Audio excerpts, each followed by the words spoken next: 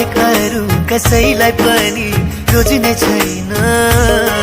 यो मनको चाहना जिउने बहना अधुरा छ।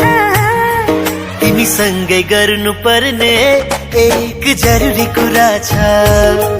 तिमीसँगै गर्नुपर्ने एक जरुरी कुरा छ। तिमीलाई नै हेरौँ हेरौँ मिठा कुरा गरौँ गरौँ, लाग्छ तिमीसँगै बाँचौँ तिम्रो काखैमा मरौँ।